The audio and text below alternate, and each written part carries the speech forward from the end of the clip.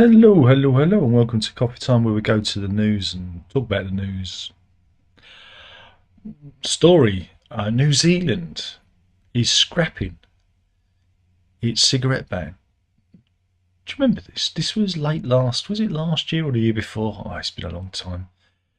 The idea was that anyone under a certain age, 15, would never be able to smoke. But they've done a dramatic U-turn. This is very interesting.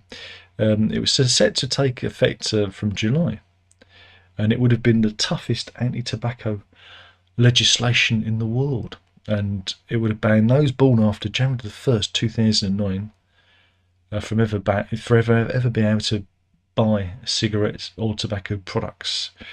But yeah, they decided to repeal it. Yeah, and Dishy Rishi in the UK had made a carbon copy of this law. He was going to copy them, and it's fascinating. Then what the upshot of that's going to be? Is he going to carry on? He might not even be. Let's be honest, because it's looking more and more likely that the Tories are history. It looks like another piece of legislation will be consigned to the dustbin. But yeah, back to New Zealand. Associate Health Minister Casey Costello said the coalition government was committed to reducing smoking, but was taking a different approach. Adding, I will soon be taking a package of measures to Cabinet to increase the tools available to help people quit smoking. Again, it was always a very interesting. I mean, I always said, if they're going to ban it, how are they going to make up for that money lost on taxes? Because smoking is heavily taxed. I should just tax it into oblivion. So yeah, maybe there's going to be a turnaround, and yeah, this is New Zealand Prime Minister Christopher Luxon saying, "Don't smoke, kids." That's what the I imagine that's what the New Zealand sound like. They sound like posh Australians, I believe. What else have we got here? Oh, a lot of Mail Plus stories.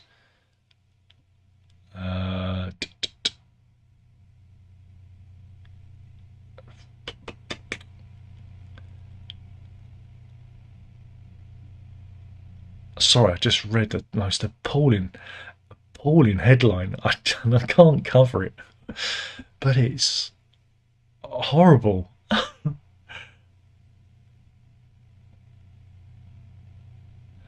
Um,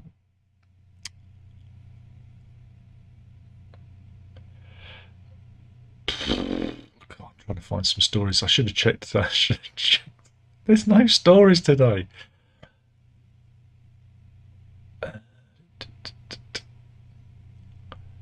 Meanwhile, let's go to Chorley. This is Chorley Council, a Chorley Council meeting, and there is a video of it. I don't know if we can see the video. What happens? Again, I'm waiting for it to queue up because everything's slow. There is going to be an advert. I must admit, the Daily Mail website with its video seems a lot slower than it used to be. But we can skip it. But yeah, this is a Chorley Council meeting, and again, it seems like everything's going fine. Nothing to see here, but it ends up apparently being disrupted by pro-Palestinian protesters. Yeah, there they are. Remember, they're shouting "Free Palestine from Hamas," I believe, because that's a thing now, and it led to one councillor shouting, "It's Chorley, not bloody Gaza." That's a good point. Yeah, and one of the protesters, Jenny Hurley, posted on X, formerly Twitter, that Tory councillor Craig Southern assaults me, assaults in capital letters, when we changed Chorley Council on why they have not passed a motion for a ceasefire in Gaza during the horrific genocide. Ceasefire. What, Chorley Council supports a ceasefire in Gaza? Why don't these people just go and do what they need to? Go and take a piss in the wind, right? Why don't you go and do this on the streets of, I don't know, Tel Aviv or Gaza themselves? Because we have no bearing on the war between Israel and Hamas. We have no bearing on it. There's nothing we can do to stop it. But these people busy themselves rather than, I don't know, protesting about the cost of living and things. People, real people, genuine people actually care about. They're obsessed with a war of which we play no part in. And yeah, while it's terrible, and that's what happens in war is terrible, people die, it's none of our bloody business. Didn't, I don't know, the Iraq war teach us any lessons, or the various other issues we've blundered into? Anyway, yeah, why hasn't Chorley Council voted for a ceasefire in Gaza? I wonder why not. Do these people realise what clowns they look like, what utter clowns they are? And look, see, here's the poster, look. Chorley Borough Council silent on genocide.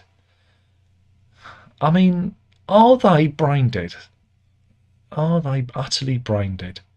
It is utterly bonkers. But yeah, and that's what's going on. That's activism, modern day activism, when most people don't give a fuck. Sorry to be rude, we don't, because we've got other things to get on with. And whilst it's a great shame, it's a war that's got to blow itself out. There you go. So, but anyway, meanwhile, our mate Vlad, he's our mate, because we, like I said, we don't want to fall off any, I don't know, car park, high-rise car parks, or find any Novichok in our underpants. So Vlad's all right with us, but he did his State of the Nation address, and I love watching those things because it pans round to the audience, and they're all the dignitaries, Russian, and they're all sitting on like beads of sweat, rolling down their foreheads, hoping that they don't have a thought crime and get taken out and shot. But yeah, he's threatening. He's threatening to he's threatening to nuke us because of the whole NATO thing. Yay! And then he went on to laud the vastly modernised nuclear arsenal that he has. Yeah, all right. That'd be fine. It'd be fine. He wouldn't launch the nukes, would he?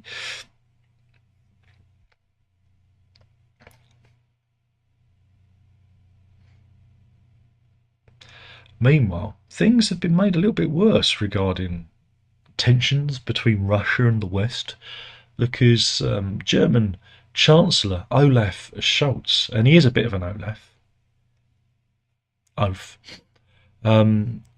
because he's come out and claimed that British troops are helping the Ukrainians fire long-range missiles at Russian forces. Of course, that would be against NATO intervention. We can't get involved,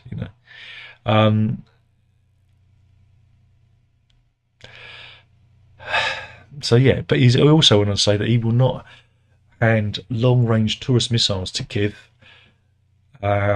because it would require German troops to assist on their training. And he argued that following the lead of the UK and France, it would make Germany a participant in the war. And yeah, this is highly irresponsible. Hey, I thought we were all friends. I thought we were all friends here. And he's basically dropping us and the French right in the shit. Well done, Mr. Scholz. Well done. Well done. So, as Boris said, we're only supplying him with helmets. Remember that? Only helmets. See, I miss Boris. He knew how to. Meanwhile, there's not clear about ultra-processed foods are harmful to every part of your body. Sure. Oh, I don't know about that. It's going to be depressing. It's just, yeah. So, yeah.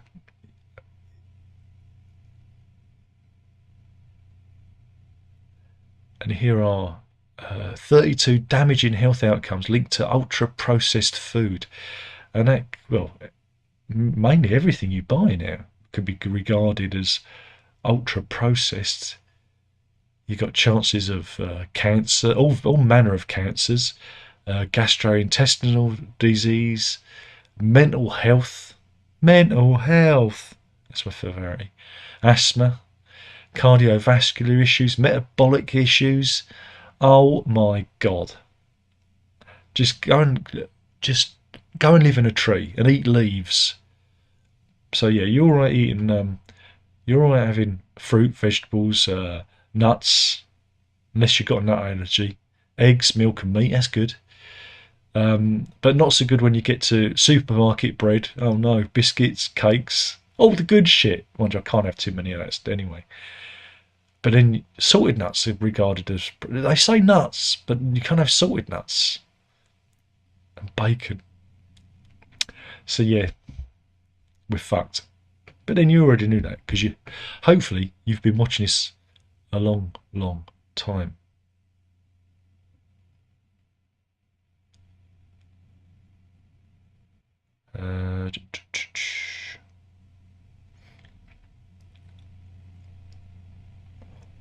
What have we got? Oh, there's a big piece about Dave Myers from the Hairy Bikers, who sadly announced he passed away. Again, he'd been battling cancer for a while, and again, him and his TV partner Simon King, or Cy King, have been on the TV for a long time, doing their recipes and travelling, and that's it. It's come to an end. What else have we got? Because it's leap year today, and they're talking about celebrities with leap year birthdays. Anyone care about that? No, I don't care.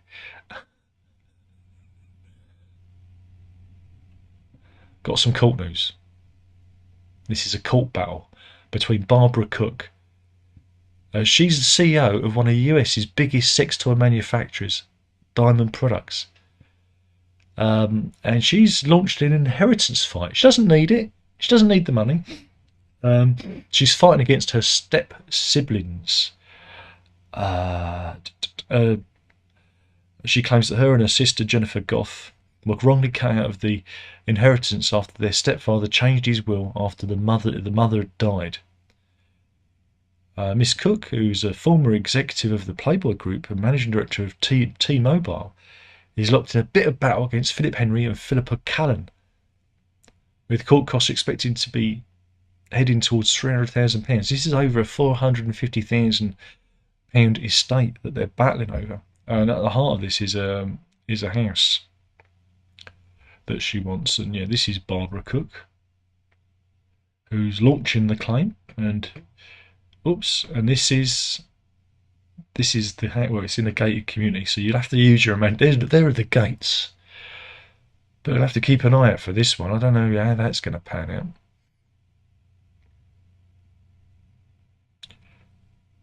But yeah, I have to keep an eye on that one. But anyway, it's never enough. People always want more money, don't they?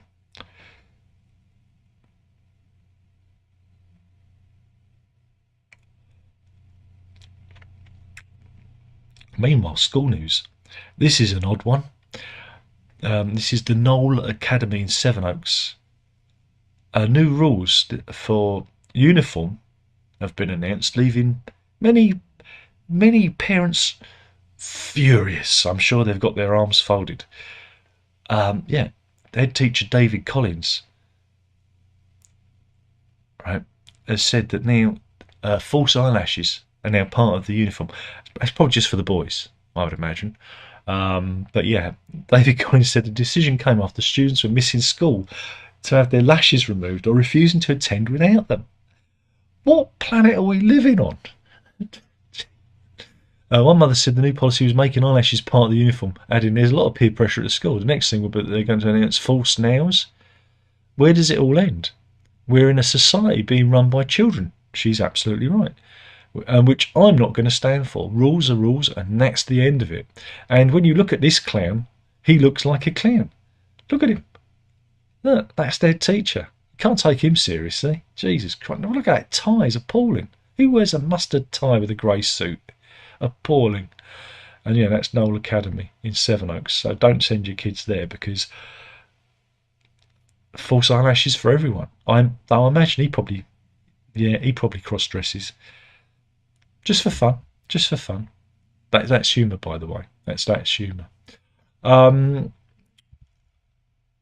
yeah, the academy has more than 1,300 pupils, aged 11 to 19. And the letter that sent out said, we are increasingly seeing attendance affected by students taking time to have false eyelashes removed or refusing to attend through mental health considerations. Mental health. Having students in school is the most important consideration, and therefore we should allow false eyelashes to be worn as long as they are discreet. How discreet? How do you measure the discreetness of false eyelashes? Meanwhile, the teachers are, again, excellent. Male teachers, nice. Girls coming in with false eyelashes on. And the rules also state that what was it? About earrings as well, I think. Around earrings too. Oh well. What's the point? What's the point? What's the point of having rules if you're going to change them?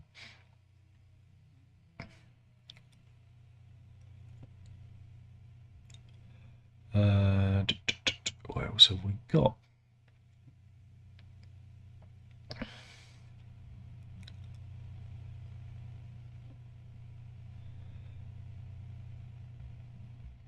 Oh, got an animal story. Hey, animal story there. This is a story from South Korea. The country is facing extinction, right? And this is about plunging birth rates. And they're calling it the world's first self-inflicted genocide. I mean, really? These are big words that they're using. They reckon that the last citizen of South Korea could die in 2750. Well, I think we'll all be long dead by then. We'll never find out. But yeah, demographers are worried that if the trend continues, the downward trend continues, that the South Koreans will not see the end of this millennium. Last year's figure, they got a figure of 0.72 average production rate. Here it is on a chart. So there you go. South Korea need more kids. Need more kids. I get a chance to do the thing. Can we do the thing?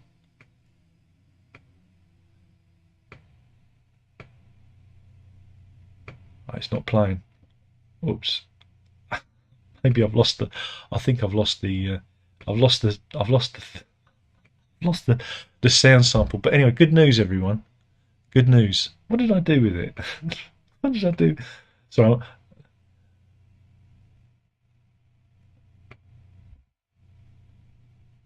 Documents. There we go. It's there.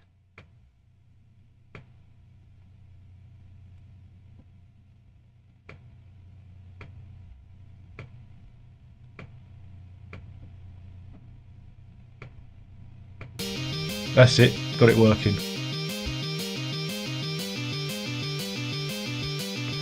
I better stop that before copyright. Yeah, we got a hogweed story, everyone. Giant hogweed story. Kelly Sherry developed an irritation on her hand and wrist after taking a dog for a walk up in Paisley in Scotland. And next day, her skin came out in painful blisters. Oh no, this can't be good. Here she is. This is Kelly Sherry. The 41-year-old was left with painful blisters. Ugh. We know what that is, don't we? She's a holistic therapist, and there it is. It's the dreaded hogweed. It's bad, back and back with a vengeance. Oh, there we go. And the dog's been let back in the room. Now, normally we get hogweed stories in the silly season, around the late July, August silly season, when there are no stories. But there we go. She said there was no blooming hogweed visible. So my assumption is from a petting from another dog or clean my own dog, because she doesn't think she actually touched any hogweed. She said it was. I felt a burning sensation like a friction burn, and over the day it became more intense. But her doctors prescribed a course of antihistamines and antibiotics, and confirmed that yes, hogweed was to blame. But did you know in Britain there is a regular hogweed, which is a native species, but its invasive cousin is the giant hogweed. Remember, it has a sap that stops the skin protecting itself from UV rays. It's a clever defence system. And again, it doesn't always come up early. And again, the hogweed is native to the Caucasus. It was introduced to Britain as an ornamental plant back in 1817. There we go. And I think a band once wrote a song about it.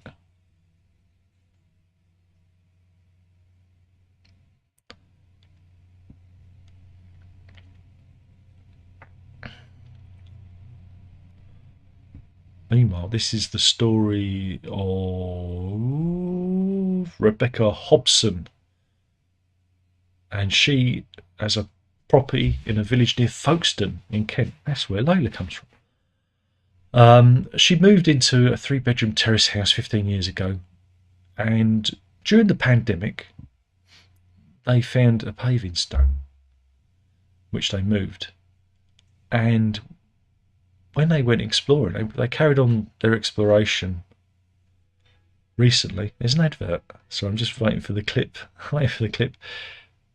Skip the advert. And what did they find? We're going to go on a little journey. They found an old World War II air raid shelter, bricked up at the back of their garden. I mean, this is quite a find, and it was hidden behind a paving slab. I mean, it's more like a nuclear bunker, isn't it? Look at this. I mean, it's quite incredible. But yeah, the tunnel supposedly housed 200 women and children during the war, and it goes quite deep. I wonder if they've got planning. Hopefully the council don't find out about it. But yeah, look. And yeah, apparently it was built by community volunteers. It's 7 foot tall and 1 metre wide. I mean, it's an amazing construction. Put some carpet down there. Could turn it into a little Airbnb, couldn't you? You know, put a bed down there, TV. I'm surprised they haven't done it. But yeah, look, and it's an old rubbish then, is it? I don't know if it goes back even further. But yeah, look at that. Quite remarkable. Never seen anything like that before. So yeah, that's at the back of their garden. And they also found an old toy gun, rusty bottles, among other detritus. We've got a picture of that. Yeah, here we go. Here's a picture of the rusty gun that they found.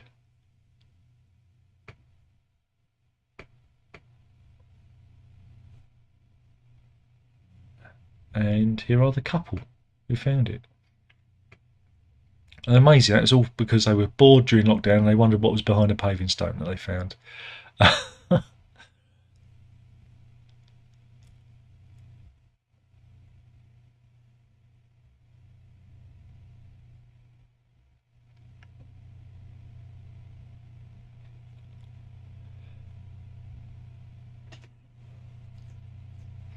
What else have we got?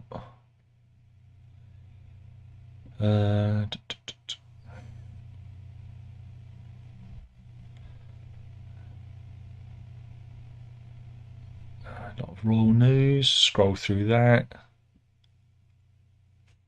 Oh, we've got a similar story. This is another. This is a very holes. People discovering holes in their property. This is Janice and Christopher Santini, and they purchased the Coach Line Inn in York in Maine. This and it was built in 1857. This building. I'm just waiting for the video clip to cue. But there's a big advert for a car, and it's quite a long advert. But they discovered something underneath their property, a bit like the other couple did. But this one, they've turned it into something a bit more fanciful. Boring advert, car advert. Nobody cares. It's a Bentley. Oh, can't afford that. Yeah, they discovered a well under their property. And look, they've turned it into a feature. Look at that. So yeah, they found a 20-foot well, and here it is. Before it was boarded up and made a feature.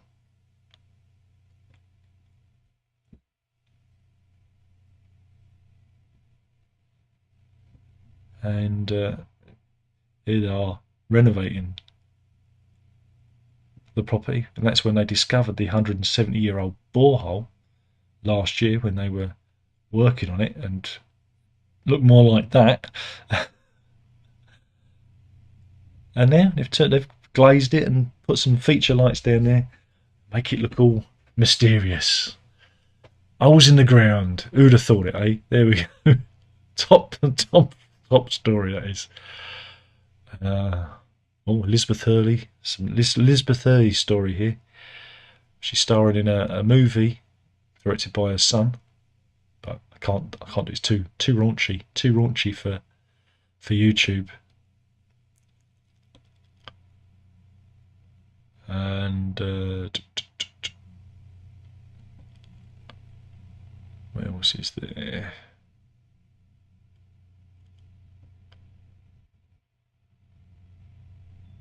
Meanwhile, this is at the Hotel Intercontinental in Hyde Park. Didn't we go there? I think we might have done. I think we might have gone there. But apparently, there were some eco zealots. And these guys, they know how to handle them. Look, this is what you do. You just drag them out. Look, wee, woo. That's how you deal with them. Just drag them along. There you go.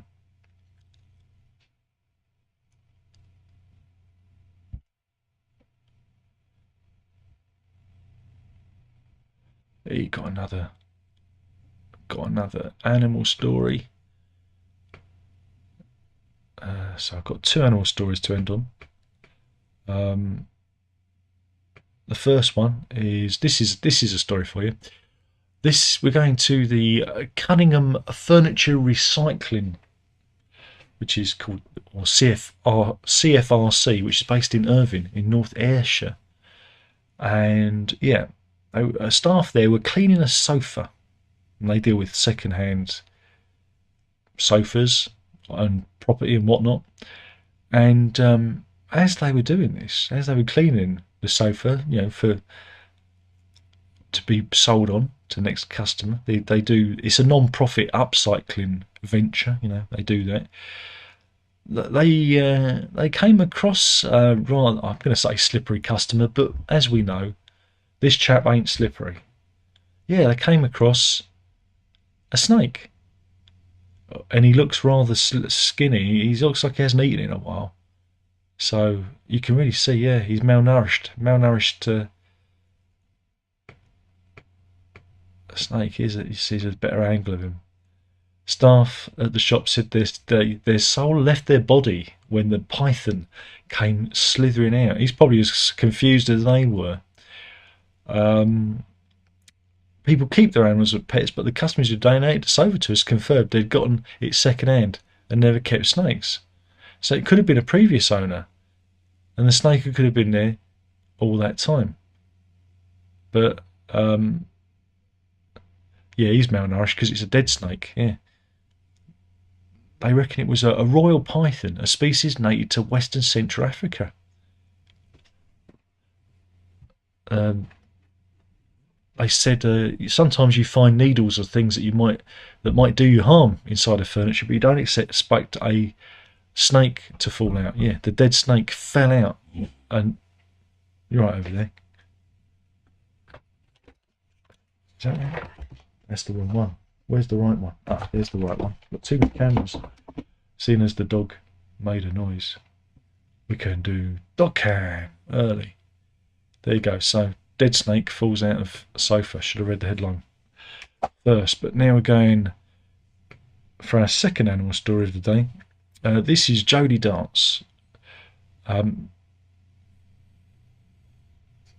She wasn't too happy because she lost her dog. She lost a dog called Bo. He was missing for 5 days after running away at Burton Dasset County Park in Warwickshire. And even though she searched tirelessly for a 6-month-old dog, she had to give up. But again, they got a drone in to help find missing Bo. And I do believe we have some footage. Just one button down. Here we go. This is Bo the dog being discovered by in the undergrowth. They're using a drone with a thermal camera, and there he is. He's all stuck in the undergrowth there.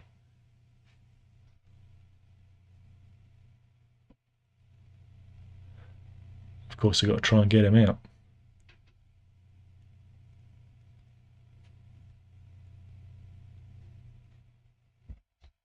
Ooh. And eventually they get him out. There we go. So he was reunited with his owner. And here is Bo with his owner, rescued him. He's looking a bit, looking a bit glum. But at least he's safe now. So there we go. We've got our animal story. And there's a still of them getting the dog out, just in case you didn't catch it the first time. So that's that then. Anyway, should we see if there's anybody in the chat? Let's see. 9 people in. There we go. 2 likes. Thank you. Andrew's in. Says I'm in. Andrew says just got back from walkabout and got soaked in a hailstone storm. It's a bit drizzly out there today. It's a bit of a grim one. Brendan's in. Mr. Nude himself. He says, have a listen to Plantoid. No, don't think I will. Andrew says, chicken and chips for me tonight then. He feels like chicken tonight. Chicken tonight. And Clive says, hi Darren. Yeah, you got dog cam. Did that.